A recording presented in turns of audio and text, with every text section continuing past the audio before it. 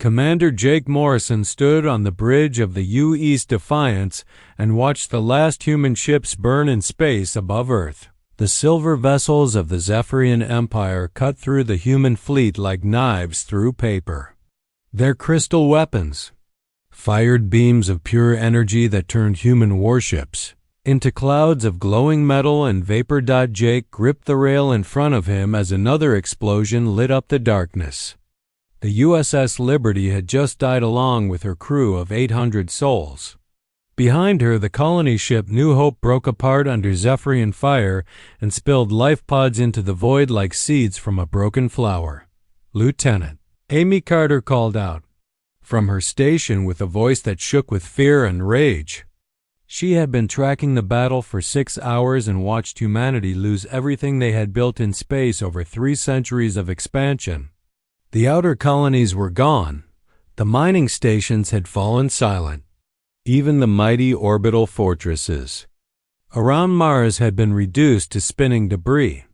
The Zephyrians had come 3 years ago, from the deep parts of the galaxy where no human ship had ever traveled. They arrived in vessels that looked like living crystals the size of mountains. Their technology was so far beyond human understanding that Earth's best scientists could barely comprehend how their ships moved through space without engines or how their weapons could punch through any armor humans had ever made. When the crystal ships first appeared at the edge of the solar system, they broadcast a message in perfect English that chilled every human who heard it. They claimed Earth as their property and demanded that all humans surrender immediately. They said humanity would be allowed to live, but only as workers in their vast empire that stretched across thousands of star systems. The governments of Earth had tried to negotiate, but the Zephyrians would not listen to any terms except complete surrender. When humanity refused to give up their freedom, the aliens began their attack. They moved with cold efficiency that showed they had done this many times before to many other species. The war lasted 3 years, but it was never really a fair fight. Human weapons could barely scratch the crystal hulls of Zephyrian ships.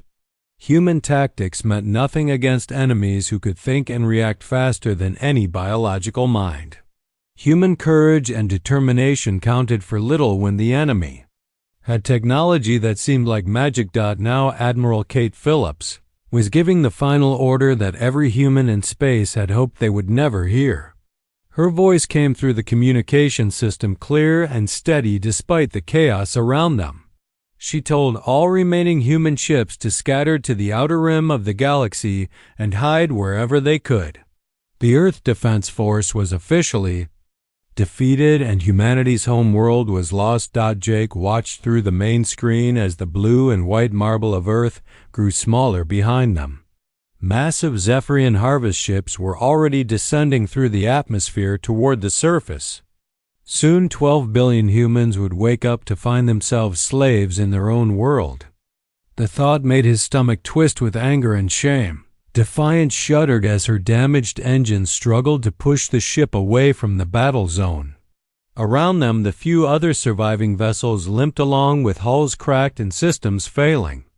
Out of the 2,000 ships that had defended Earth, only 43 were still flying, and most of those would not make it far into deep space. Jake knew something the Zephyrians did not. Hidden in the cargo holds of the escaping ships were the most important treasures of human civilization. The genetic archives contained the DNA patterns of every species on Earth. Cultural databases held all of human art and literature and music. Most important of all were the Prometheus files, which contained research that could change everything if they ever got the chance to use it. Dr. Lisa Wong had been working on the Prometheus project for 20 years before the invasion began. Her team had been studying the nature of consciousness and how the human mind might exist without a physical body. The work was theoretical and dangerous and completely secret. When the war started, the project had been shut down and all the files hidden away. Now, as Jake watched Earth disappear behind them, he wondered if humanity would ever get the chance to return home. The Zephyrians seemed impossible to defeat with conventional weapons and tactics. But humans had always been good at finding new ways to fight when the old ways failed them. The last transmission from Phesma, Earth, came through the speakers as a whisper of static and broken words. It was Admiral Phillips speaking from the command bunker deep under the Pacific Ocean. She was telling the survivors to remember who they were and what they fought for. She was telling them that as long as one human remained free, the spirit of humanity would never die. Jake closed his eyes and made a promise to himself and to the billions of people now trapped on the world below. Somehow and someday humanity would return to reclaim their home. The Zephyrians thought they had won, but they did not understand what they were dealing with. They had conquered human bodies and human ships, but they had not conquered the human spirit, and that would be their greatest mistake. 15 years had passed since the fall of Earth, and the world looked nothing like the home humanity remembered. The great cities were gone, and in their place stood massive crystal domes that stretched across entire continents. Inside these domes, the Zephyrians grew their strange crops that fed their empire across the stars. The remaining humans lived in small zones between the domes and worked as manual laborers under the watchful eyes of their crystal masters. In the ruins of what had once been Chicago, former Marine Sergeant Dan Hughes crawled through a collapsed subway tunnel with 3 other humans following behind him. They moved quietly through the darkness using hand signals and trying not to make any sound that might alert the Zephyrian patrols above. Dan had been fighting the aliens for all 15 years since the invasion, and he knew their patterns better than anyone still alive on Earth. Behind him came Maria Santos, who had been a computer engineer before the war and had spent the last decade learning how to break into Zephyrian systems. Her tools were crude compared to what she had used in the old world, but she had figured out ways to make them work against technology that was never meant to be hacked by human minds. Next came Pete Johnson, who had been a demolitions expert in the old army and now specialized in making Zephyrian equipment explode in creative ways. The resistance had been growing slowly for 15 years, as more humans learned that they did not have to accept slavery as their fate. They operated from hidden bases in the ruins of the old cities and struck at Zephyrian facilities whenever they could. Every raid brought back new intelligence about their enemies, and slowly they were learning the weaknesses that even the mighty Crystal Empire possessed. Maria had discovered that the Zephyrian crystal bodies were vulnerable to certain kinds of electromagnetic pulses that could disrupt their nervous systems. The frequency had to be exactly right and the power levels precisely controlled, but when it worked, the aliens would freeze in place for several minutes while their bodies reset themselves. Pete had learned that the exotic matter cores that powered Zephyrian technology became highly unstable when exposed to quantum interference. He could not create the interference directly, but he had found ways to modify human equipment to generate the right kind of field patterns. When a Zephyrian device was hit with quantum interference, it would usually overload and explode with tremendous force. The resistance was not just fighting on Earth, but had been in contact with the scattered human fleet that had escaped during the final battle. Admiral Phillips was still alive and operating from a hidden base somewhere in the Titan Nebula, where the dense gas clouds made detection almost impossible. She had been coordinating with other species that had been conquered by the Zephyrian Empire and learning that humanity was not alone in wanting revenge. The Altarians had been a proud warrior race before the crystal ships came to their worlds. The vegans had been master engineers who built space habitats that housed billions of people. The Centauri Republic had been a democracy that spanned dozens of star systems. All of them had fallen to Zephyrian technology, and all of them were thought to be extinct, but some survivors remained hidden in the dark spaces between the stars. Dr. Lisa Wong was still alive and working with the fleet in their secret base. She had continued her research into consciousness and the nature of human minds even while living as a refugee in space. Her work had advanced far beyond what anyone thought possible, and she had made discoveries that could change the course of the war if they could find a way to implement them. The breakthrough had come when Lisa studied Zephyrian prisoners captured during raids on their facilities. She learned that their consciousness existed in a quantum state that was distributed across their entire crystal matrix. This was what made them so difficult to kill and allowed them to live for thousands of years without aging or disease. But the same quantum nature that made the Zephyrians nearly immortal also made them vulnerable to a specific type of attack that could only work against distributed consciousness systems. Lisa had developed what she called a quantum virus that could be transmitted through the communication networks that connected all Zephyrian technology across their empire. The plan that was forming in the hidden base was more ambitious than anything humans had ever attempted. They would need to coordinate simultaneous attacks across multiple star systems while launching a digital assault through quantum space itself. It would require perfect timing and flawless execution, and even then the chances of success were almost zero. But humans had always been willing to attempt the impossible when everything they cared about was at stake. The scattered fleet had been preparing for this moment for 15 years, and now they were almost ready to reveal what they had been working on in the darkness between the stars. Dan led his team through the last section of tunnel and up into the basement of a ruined building that had once been a library. They had come here to plant monitoring equipment that would let them track Zephyrian communication traffic in this sector.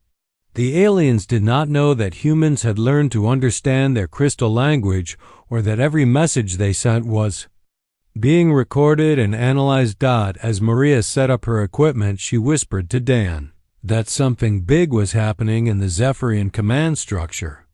Their communications had been more active than usual, and they seemed to be preparing for some kind of major operation.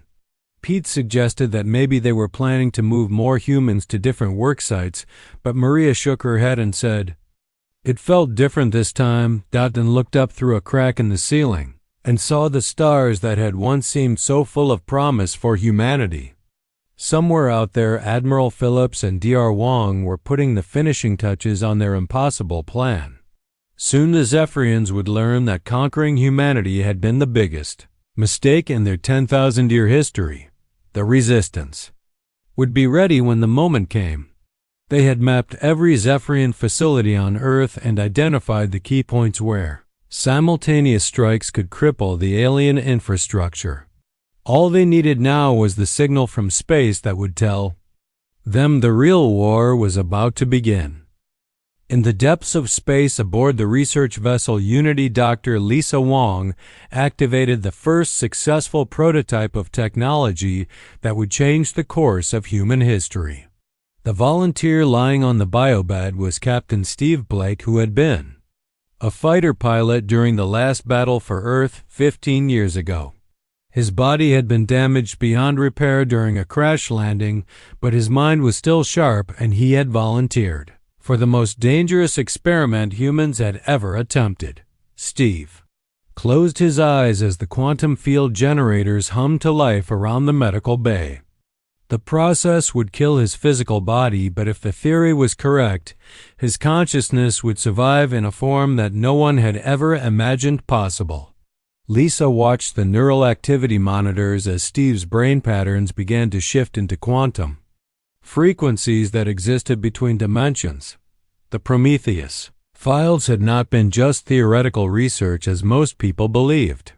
For decades before the Zephyrian invasion, human scientists had been secretly developing technology to transcend the limitations of biological existence. The project had been hidden from the public because the implications were too dangerous and too revolutionary for most people to accept. The work had begun with studies of near-death experiences and reports of consciousness existing outside the physical body. Researchers had found that human awareness was not entirely contained within the brain, but extended into quantum fields that permeated all of space and time. With the right technology, it might be possible for a human mind to exist without any physical form at all. When the war began, the Prometheus project had been shut down and the files hidden away to prevent them from falling into enemy hands. But now, with humanity facing extinction, Lisa had convinced Admiral Phillips to let her complete the research. If humans could not defeat the Zephyrians with conventional weapons, then they would have to become something beyond conventional existence. Steve's vital signs flatlined as his body died, but the quantum sensors showed something amazing happening. His consciousness pattern was stabilizing in the artificial matrix that Lisa had built to contain disembodied minds. For the first time in human history, someone had died and continued to exist as pure thought and awareness. Through the quantum interface, Steve could communicate with the research team even though his body was gone. He reported that he felt more alive than ever and that his thinking was faster and clearer than it had been when limited by biological neurons. More importantly, he had discovered that he could interact with electronic systems in ways that living humans never could. The quantum realm where Steve now existed was a space between the physical dimensions where consciousness could move and operate without the restrictions of matter and energy. From this realm, he could see the quantum signatures of all technology in the surrounding space, including the crystalline systems that the Zephyrians used for everything from propulsion to communication. Lisa realized that Steve could potentially infiltrate Zephyrian networks from the inside in a way that would be completely invisible to their security systems. The aliens had never encountered an attack from the quantum realm because no other species had ever developed the technology to place consciousness in quantum space. On Earth, the Resistance received a coded transmission that changed everything. They thought they knew about the war.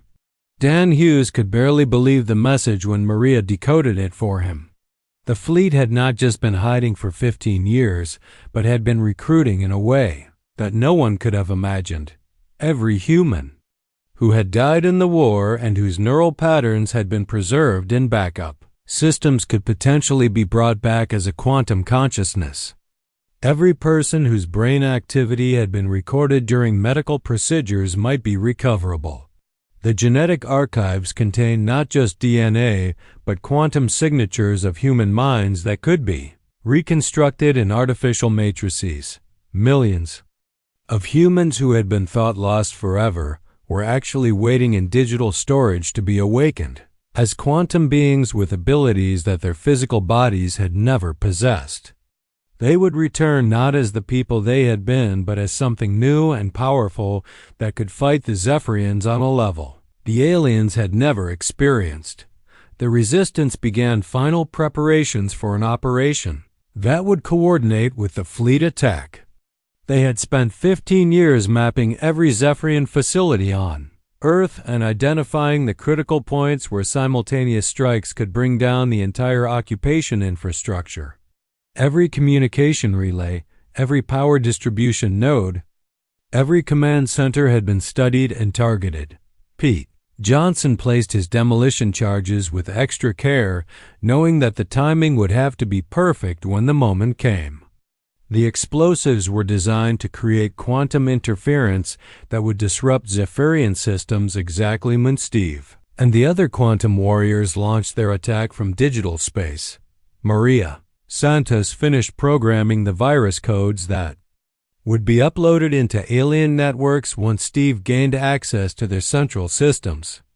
The virus was designed to turn Zephyrian technology against itself and spread through their quantum communication networks faster than they could respond to the threat.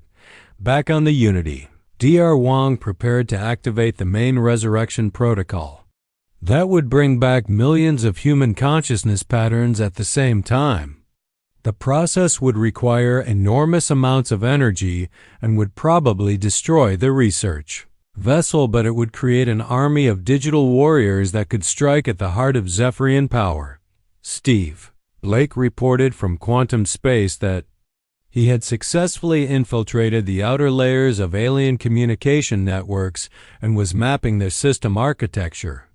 The Zephyrians had no defenses against quantum realm attacks, because they had never imagined that any species could place minds in digital form while keeping them fully conscious and capable.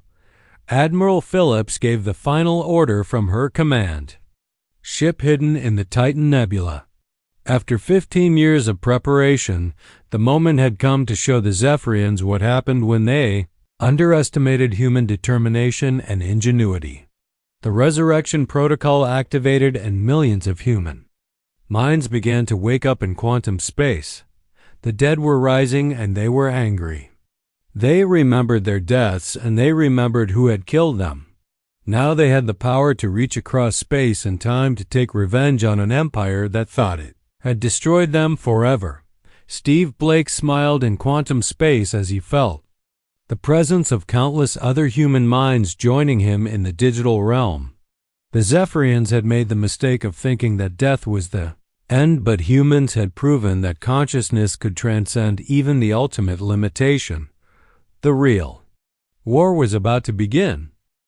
The quantum realm erupted with activity as millions of human consciousness patterns suddenly came online at the same moment. Captain Steve Blake, who had been alone in digital space for weeks now, found himself surrounded by the minds of every human who had died in the war against the Zephyrians. Pilots who had burned in their cockpits, soldiers who had fallen defending Earth, civilians who had been killed in the bombardments, all of them were back and ready to fight.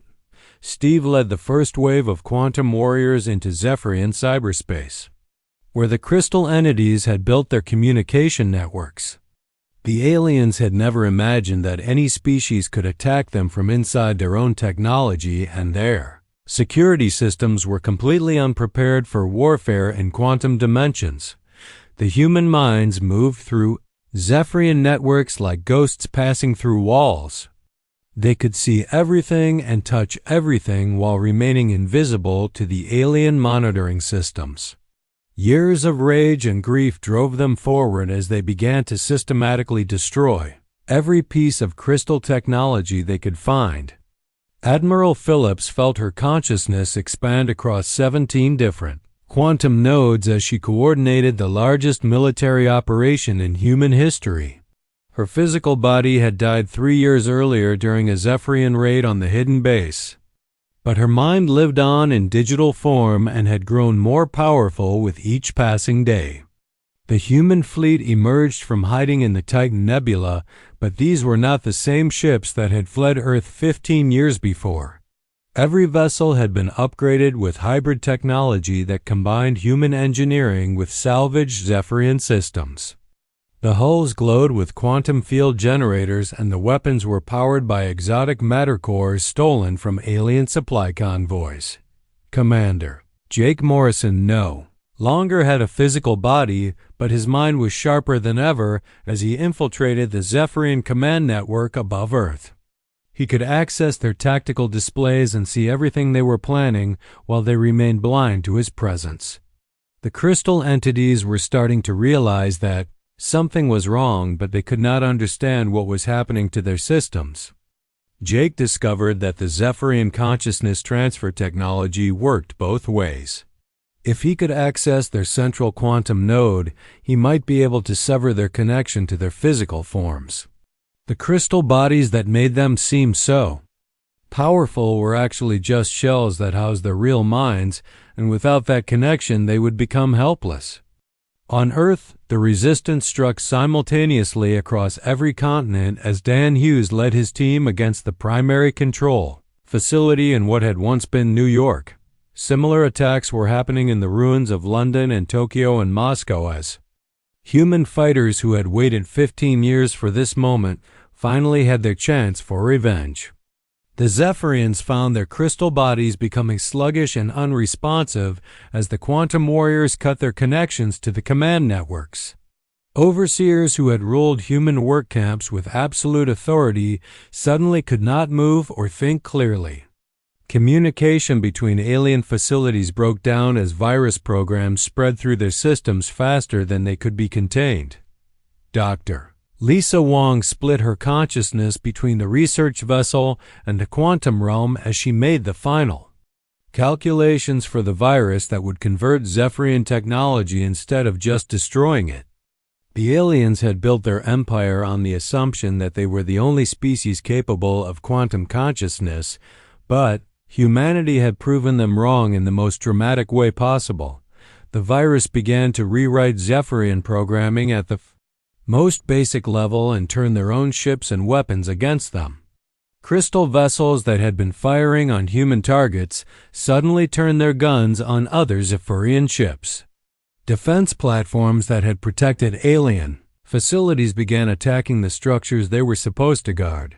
Steve Blake found himself in command of a squadron of converted Zephyrian fighters as the alien pilots were ejected from their own ships by quantum interference.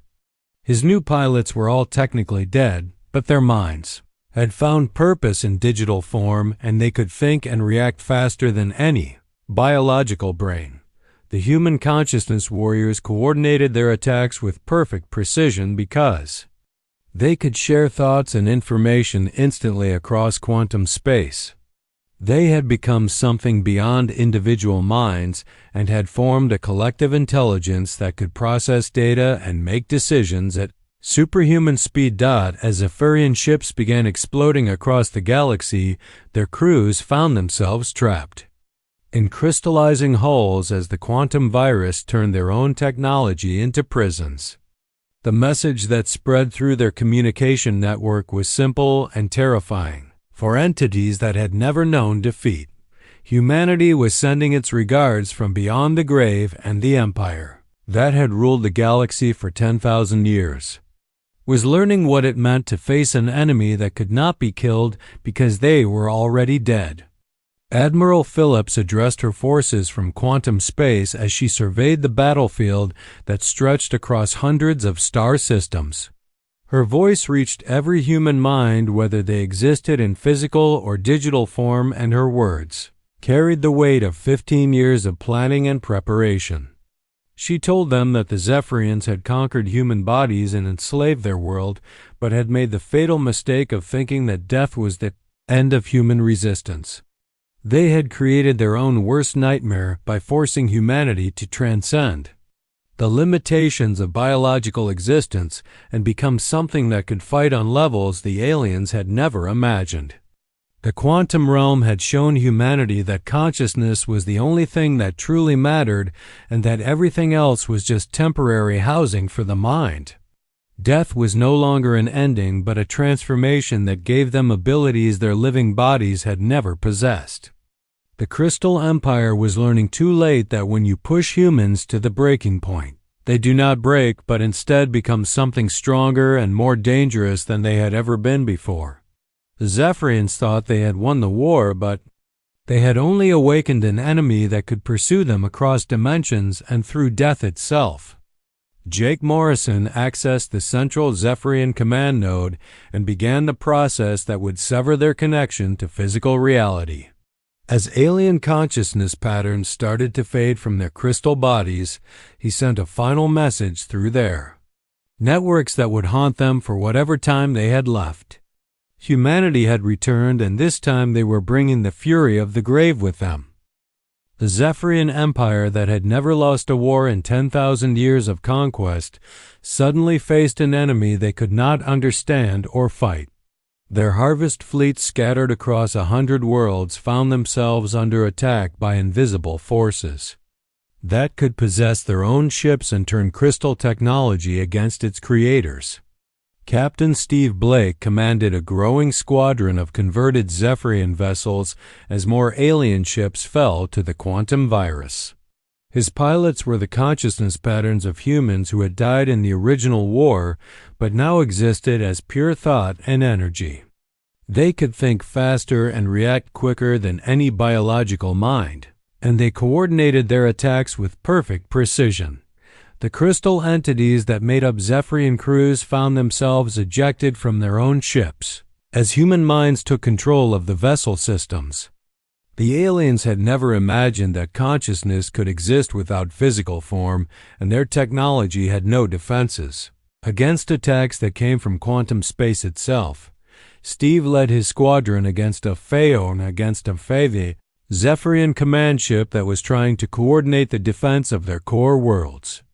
The massive crystal vessel fired its exotic matter weapons at targets that seemed to flicker in and out of existence, but every shot passed harmlessly through ships that existed partially in quantum dimensions. The human fighters responded with converted Zephyrian weapons that had been reprogrammed by Dr. Lisa Wong's virus. The Crystal Command ship's own defensive systems turned against it as quantum interference caused massive overloads in its power grid. The vessel broke apart in a cascade of crystalline fragments that sparkled like stars before fading into space. Admiral Phillips directed the overall campaign from her position distributed across multiple quantum nodes. Her consciousness could process information from hundreds of battlefields simultaneously and coordinate attacks across vast distances with no delay for communication. The Zephyrians had superior technology, but humans now had superior information processing and coordination abilities. The alien High Command tried to counter the human attack by sealing their quantum networks, but it was already too late. The virus had spread too far and infected too many systems to be contained.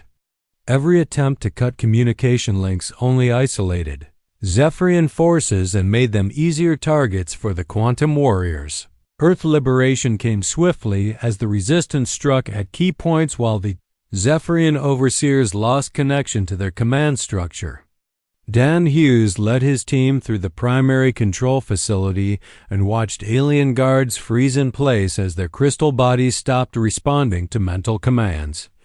Maria Santos worked frantically at salvaged control panels to broadcast a message to every human settlement on the planet.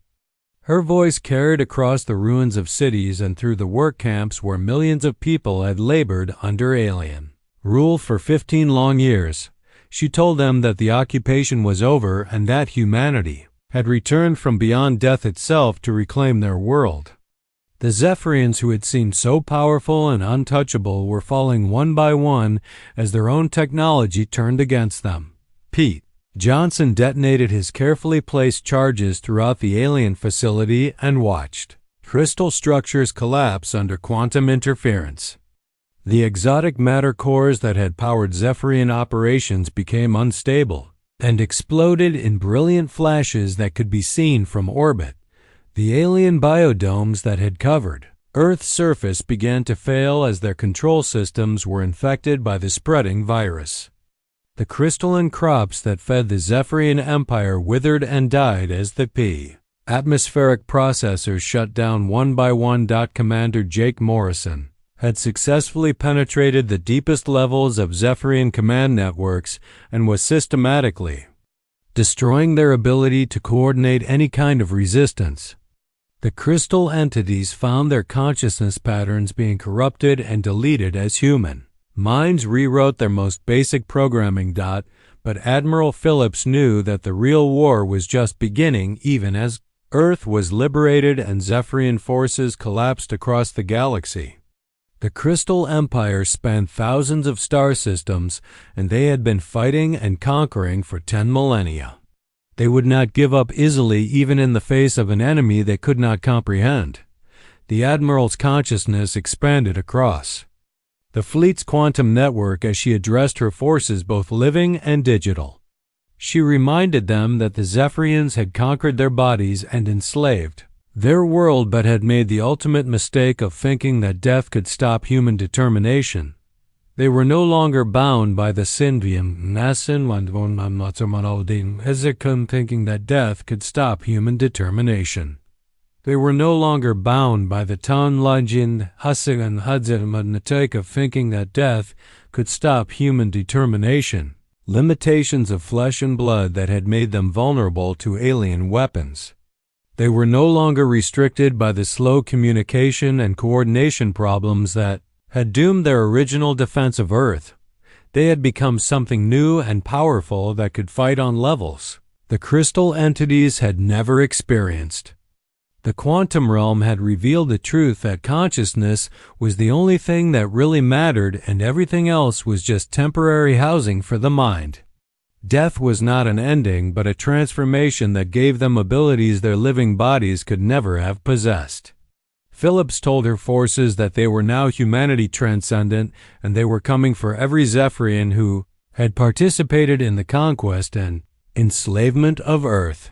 The Crystal Empire had shown no mercy to the humans under their rule, and they would receive none in return. The war would continue until every alien world was liberated and every Zephyrian facility was destroyed. The species that had thought themselves the masters of the galaxy would learn what it meant to face an enemy that could pursue them across dimensions and through death itself. Steve Blake felt the presence of millions of other human minds in quantum space as they prepared for the next phase of the campaign. The dead had risen, and they remembered every atrocity committed against their people. Now they had the power to take revenge on an empire that had made the fatal mistake of awakening humanity's fury. The Zephyrians had thought they won when they conquered Earth, but they had only created their own destruction. Humanity would not rest until every crystal ship was broken and every alien world was free. The age of the Crystal Empire was ending, and the age of humanity transcendent had begun. 1 year after the quantum uprising began, the Zephyrian Empire was nothing more than a memory scattered across dead crystal worlds. Their vast fleets had been converted or destroyed, and their consciousness networks lay corrupted beyond any hope of repair. The quantum virus created by Dr. Lisa Wong had spread throughout their domain like a digital plague that turned their own technology against them. The galaxy that had trembled under crystal rule for 10,000 years was finally free. But the price of victory had changed humanity forever. Most humans now existed in quantum form, with their consciousness patterns distributed across artificial matrices that spanned multiple dimensions. They had become something beyond biological life and could accomplish feats that their physical bodies had never imagined. Commander Jake Morrison no longer remembered what it felt like to breathe air or feel sunlight on skin. But his mind could span star systems and process information at speeds that made light seem slow. He oversaw the reconstruction of human civilization from quantum space while coordinating with millions of other consciousness patterns that worked together as a collective intelligence. Earth was being rebuilt, but the new cities were very different from what had existed before the war. The structures were designed to accommodate both physical and digital life, with quantum interfaces that allowed living humans to communicate directly with their transcendent relatives and friends. The boundary between flesh and data had become meaningless. Dan Hughes was one of the few resistance fighters who had chosen to remain in biological form, and he led the effort to help other liberated species rebuild their worlds. The galaxy was full of races that had been conquered by the Zephyrians and thought extinct, but survivors had been found hiding in the darkest corners of space. The Altarians were slowly returning to their warrior traditions, but now they fought alongside human quantum warriors who could possess enemy technology and turn it against itself. The vegans had begun rebuilding their massive space habitats with help from human engineers, who no longer needed to worry about life support or radiation exposure. Admiral Phillips had established the new human government as a hybrid democracy, where physical and digital citizens had equal rights and representation. The quantum realm had proven that consciousness was the only thing that truly defined a person, and the form that consciousness took was irrelevant to their value as individuals. Dr. Lisa Wong made a discovery while exploring the deepest levels of quantum space that changed everything humans thought they knew about their transformation. The technology that had allowed them to transcend death was not entirely their own invention, and they were not the first species to achieve digital immortality. Deep in the quantum substrate, she found evidence of other races that had made the same transition millions of years ago when faced with extinction. Ancient consciousness patterns still existed in the quantum realm, but they had withdrawn from physical reality so completely that younger species never detected their presence. Humanity was not unique in their ability to survive death, but they might be the first to use digital immortality as a weapon of liberation rather than a means of withdrawal from the material universe. The ancient minds that Lisa contacted were amazed by human determination to continue fighting even after transcending biological existence. The reconstruction efforts revealed the true scope of what humanity had accomplished during their impossible war against the Crystal Empire. They had not only defeated a technologically superior enemy, but had fundamentally changed the nature of consciousness and death throughout the galaxy. Other species that had been enslaved by the Zephyrians were now requesting access to human consciousness transfer technology. The quantum realm could accommodate unlimited numbers of minds, and death was becoming optional for any race advanced enough to build the necessary interface equipment. Captain Steve Blake led the new human fleet as they explored regions of the galaxy that had been forbidden under Zephyrian rule. The ships were crewed by consciousness patterns that could think and react faster than any biological mind, while their quantum nature made them nearly impossible to destroy or disable. But even as humanity celebrated their victory and helped rebuild galactic civilization, they remained vigilant for new threats. The quantum realm had shown them that there were forces and entities in the universe that existed on levels beyond normal understanding, and not all of them were friendly to biological or digital life. Pete Johnson discovered signals from unexplored regions that suggested other empires and other challenges were waiting beyond the borders of known space. The Zephyrians had been just one of many species that sought to dominate others, and humanity would need to be ready for whatever came next. Maria Santos worked with quantum archaeologists to explore the ruins of crystal worlds and piece together the history of the fallen empire. The Zephyrians had themselves been refugees from an even greater threat that had driven them to become conquerors instead of builders and creators. The final message that Admiral Phillips sent through quantum space to every human consciousness was both a celebration of their victory and a warning about the future. They had proven that determination and ingenuity could overcome any obstacle, but the universe was vast and full of dangers that would test them again. Humanity had lost everything when the crystal ships first appeared above Earth, but from that loss they had gained something far greater than what was taken. They were no longer bound by the limitations of biological existence, and death was just another obstacle to be overcome rather than an ending to be feared. The age of humanity transcendent had begun, and whatever challenges waited in the darkness between stars would find a species that had already died once and chosen to return stronger than before.